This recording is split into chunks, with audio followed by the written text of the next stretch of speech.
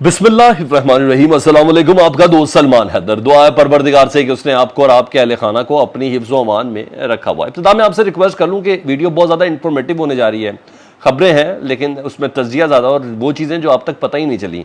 Political engineering का pre poll political engineering का आगाज़ कर दिया गया, वो भी सरकारी इदारों की तरफ से। और जब मैं ये सनसनीखेज़ इंकशाफ आपके सामने करूँगा आप हैरान रह जाएंगे। और वो कहते हैं ना, अब पुरस्कारियत बढ़ती जा रही है, बल्कि मुझे ऐसा लगता है पुरस्कारियत तो अब नंगी होती जा रही है। तो बहुत इंपॉर्टेंट इन्फॉर्मेशन आपके साथ शेयर करनी है, तो वीडियो मुकम्मल देखिएगा। तो आगाज़ सबसे कर लेते हैं जी। आज फिर वही हुआ, वही रवैया अख्तियार किया गया। मकसद सिर्फ और सिर्फ ये है कि इमरान खान साहब का केस कमज़ोर करना, इमरान खान साहब को कमज़ोर करना, उनको तोड़ना, उनको ब्रेक करना। ज़ाहिर बात है अभी पिछली हुकूमत की जो प्लानिंग्स है उनकी गारंटियाँ श्योरिटियाँ लेने के बाद ही तो 6 दिन हुए वो लोग गए हैं। तो ये सब चीज़ें तो हैं। तो जल्द से जल्द इमरान खान साहब को इंसाफ ना मिल सके, लगता है कि सब मिले हुए हैं। ठीक है, इसमें कोई नहीं मुंह से निकाल रहा तो ना बोले, मैं तो बोल सकता हूँ। लगता है सब मिले हुए हैं। और फिर बोल रहा हूँ कि पुरस्कारियत बढ़ भी रही है और नंगी भी होती जा रही है। इमरान खान साहब से मुतल्लिक इस्लामाबाद हाई कोर्ट ने यह अहकामात दिए थे, उसके बावजूद इमरान खान साहब की लीगल टीम को आज भी मिलने नहीं दिया गया, यानी मज़ीद दिन ज़ाया किया गया। और लगता है कि अटक जेल की इंतज़ामिया यूँ करके कह रही है, होते कौन हो इस्लामाबाद हाई कोर्ट के चीफ जज साहब आमिर फ़ारूक साहब, आपके ऑर्डर की औकात ही कोई नहीं है, क्योंकि जिसके ऑर्डर हैं वो चल रहे हैं यहाँ। और उसने कहा इमरान खान से नहीं मिलने देना, लग ऐसे रहा है। और मुझे इतना भी अंदाज़ा है कि शायद इस्लामाबाद हाई कोर्ट के चीफ जस्टिस को भी खुद भी थोड़ा बहुत अंदाज़ा है, क्योंकि उनको वकील आके बताते हैं सर आपके ऑर्डर को धज्जियाँ उड़ाई गई हैं, तो ही जस्ट इग्नोर, यानी कोई मसला ही नहीं है। या आमिर फ़ारूक साहब कर रहे हैं, जिनसे मुतल्लिक था कि वो बहुत सूरत के साथ फैसले करते हैं। लेकिन बहरहाल जो नज़र आ रहा है मैं आपको वो बता रहा हूँ। तो आज मिलने नहीं दिया गया। हुक्म था कि इमरान खान साहब के दीगर केसेस भी हैं और उनकी लीगल टीम से उनकी मुलाकात कराई जाए, उनकी मुशावरत कराई जाए, ताकि अपने दीगर केसेस के हवाले से वो कुछ कर सकें। मगर फिर भी उन्हें नहीं मिलने दिया गया, सिर्फ बुशरा बीबी साहिबा को मिलने दिया गया और 1 घंटा इंतज़ार करवाया गया बुशरा बीबी को। उसके बाद उनसे मुलाकात कराई गई और फिर बोल रहा हूँ इस्लामाबाद हाई कोर्ट के चीफ जस्टिस का हुक्म था, ठीक है। मगर शायद इस्लामाबाद हाई कोर्ट के चीफ जस्टिस आमिर फ़ारूक साहब हुक्म देते भी हैं और शायद कोई इशारे से कह देते हैं या रजिस्ट्रार कह देता है, कुछ तो है ऐसा जिसकी मैं कह रहा हूँ पुरस्कारियत है कि भाई जो मैं हुक्म दे रहा हूँ मानना भी नहीं। और इसी तरह ही है तोशा खाना, दूसरी तरफ बुशरा बीबी तोशा खाना केस में इंक्वायरी एक थी जिसमें वो जो घड़ी साज कंपनी से कीमत लगवाई थी, उसमें जुल्फी बुखारी, इमरान खान साहब और बुशरा बीबी तीनों का नाम था।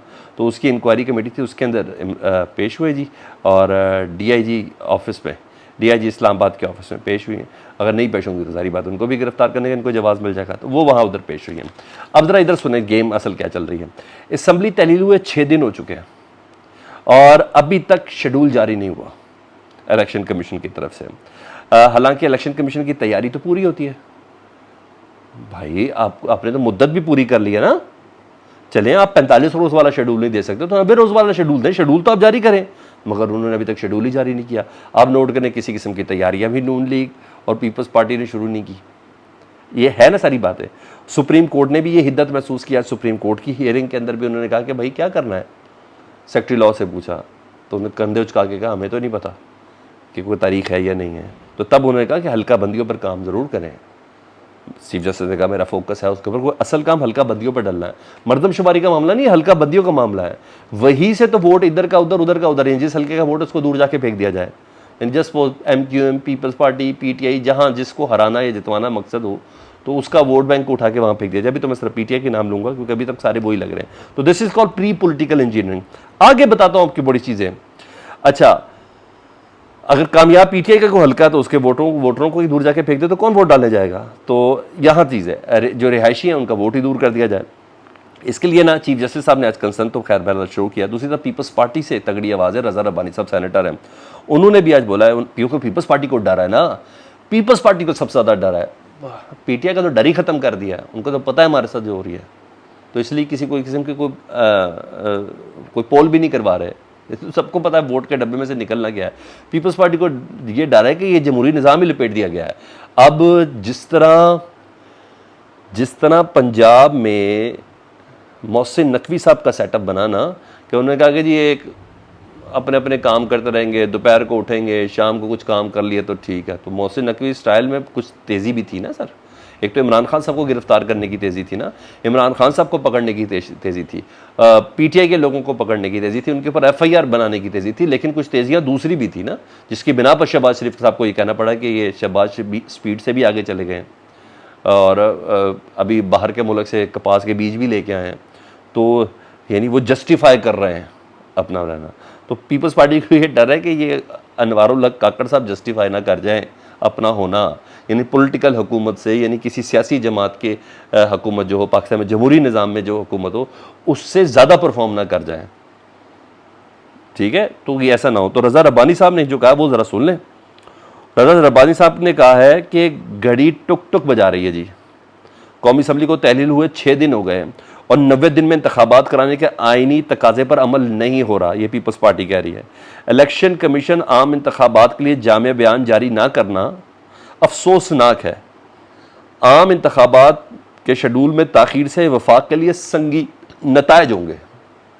ये हो रही है पॉलिटिकल इंजीनियरिंग, जिसका पीपल्स पार्टी को हिद्दत महसूस हुई है। और हिद्दत बताऊं आपको, इलेक्शन कमीशन क्या काम कर रहा है यार, माफिया तो वो मंगवा रहा है सबसे। यहां सुने, जब आपको ना किसी दूसरे फरीक से डर होता ना, तो आप उसके पोल्स तक नहीं होने देते। आप हैरान होंगे, हमेशा पाकिस्तान में, दुनिया भर में ना, इलेक्शन से पहले पोल्स होते हैं, सर्वे होते हैं। पूरी दुनिया में बताया जाता है, पाकिस्तान में बताया जाता है कि पाकिस्तान में इस वक्त इतने फ़ीसद लोग पाकिस्तान तहरीक इंसाफ के साथ हैं, इतने फ़ीसद लोग नून लीग के साथ हैं, इतने फ़ीसद लोग पीपल्स पार्टी के साथ हैं, इतने फ़ीसद लोग कहते हैं कि नवाज शरीफ का दौर अच्छा था, इतने फ़ीसद लोग कहते हैं पीपल्स पार्टी का दौर अच्छा था, इतने फ़ीसद लोग कहते हैं कि इमरान खान का दौर अच्छा था, इस हल्के में इस कैंडिडेट की पोजीशन ज़्यादा तगड़ी नज़र आती है। ये सब होता है अमेरिका में, बरतानिया में, पाकिस्तान में, सब होता है ना। कभी आपके तसव्वुर में है कि कोई इसको रोक सके? सर, रोक दिया गया।